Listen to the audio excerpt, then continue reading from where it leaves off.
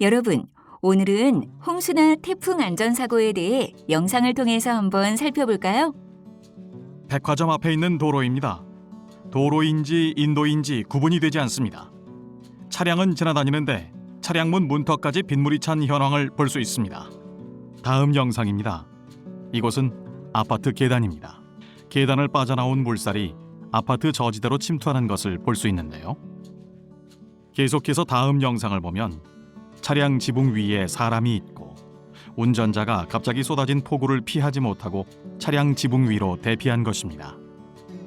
마지막 영상을 보시죠. 지금 전신주에 매달려 있는 것이 아파트 지붕입니다. 지붕이 거센 바람에 휘날리면서 전신주에 걸린 모습을 볼 수 있습니다. 다행히 인명피해는 없었고 주차된 차량 한 대가 파손이 됐다고 합니다. 영상 잘 봤죠? 선생님, 홍수는 비가 엄청 심하게 오는 거고 태풍은 강한 바람이 부는 거죠? 아니야. 태풍 때도 비가 쏟아진다고. 맞죠, 선생님? 그럼 지금부터 홍수와 태풍에 대해 좀 더 자세히 알아볼까요? 네, 태풍, 홍수, 호우가 비슷하면서 차이가 있는 것 같은데 설명해 주세요. 먼저 태풍은 적도지방에서 발생하는 열대성 저기압으로서 호우와 강풍을 동반하며 홍수, 풍랑, 해일 등으로 인명 및 재산 피해를 유발하는 자연현상을 말해요. 다음 홍수는 집중호우로 하천이 범람하여 주변 지역에 피해를 입히는 자연현상이랍니다. 그리고 호우라는 것은 말 그대로 짧은 시간에 많은 양의 비가 내리는 것을 말하며 강우량에 따라 주의보, 경보를 발령하기도 하죠. 호우 경보요? 호우주의보는 3시간 강우량이 60mm 이상 예상되거나 12시간 강우량이 110mm 이상 예상될 때를 말하고, 경보는 3시간 강우량이 90mm 이상 예상되거나 12시간 강우량이 180mm 이상 예상될 때랍니다. 선생님, 호우 경보 단계가 되면 일단 피하는 게 좋겠네요. 그렇지. 호우는 태풍이나 홍수 발생 시 반드시 동반하기 때문에 실시간 기상 상태를 파악하고 안전하게 대응해야 해요. 태풍이나 홍수가 발생했을 때 대응하는 방법이 있어요. 맞아요. 태풍 호우 시에도 예방과 안전이 최우선이랍니다.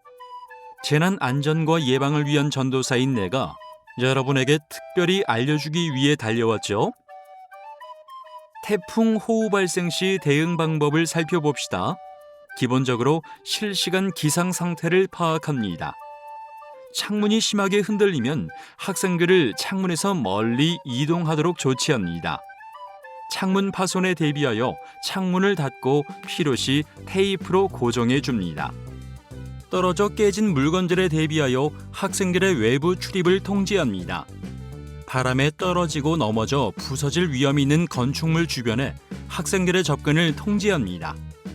하천 부근의 학교는 하천의 범람 여부를 파악하여 학생들의 안전사고에 대비합니다.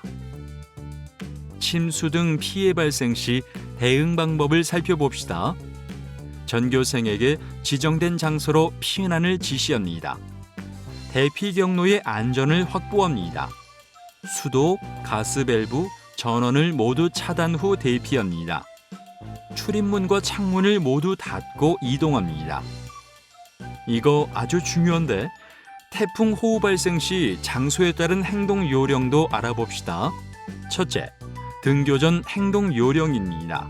TV, 라디오, 인터넷 등 방송 매체를 이용하여 기상 상황을 확인합니다.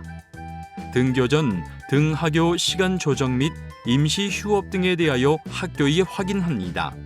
우산, 우비, 장화 등 우천 대비 용품 사전에 준비합니다. 침수 등으로 인하여 등교가 어려울 경우에는 선생님께 알립니다. 둘째, 등하교 시 행동 요령입니다.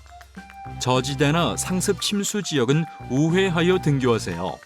공사장, 하천, 배수로 주위는 익사 위험이 있으므로 접근하지 않도록 합니다.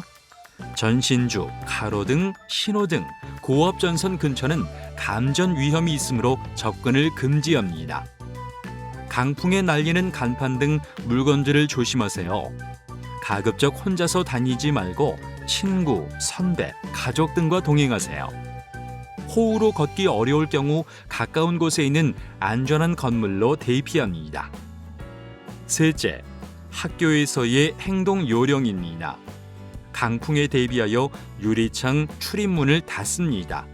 학교 내 공사장 주변 옹벽, 경사지 등 붕괴 우려 지역은 접근을 금지합니다. 물이 새는 곳이나 파손된 곳을 발견하면 선생님께 즉시 알립니다. 넷째, 가정에서의 행동 요령입니다. 외출을 삼가되 부득이 외출할 경우에는 등하교 시 행동 요령을 준수합니다. 강풍에 대비하여 유리창, 출입문 잠금 장치 확인, 물건 등 외부 노출을 금지합니다. 집중호우로 침수되거나 고립 시 옥상 등 안전한 곳으로 대피 후 구조를 요청하세요. 호우 피해에도 굴하지 않는 홍 선생님의 태풍 강의였죠. 안전수칙이 잘 이해되었나요?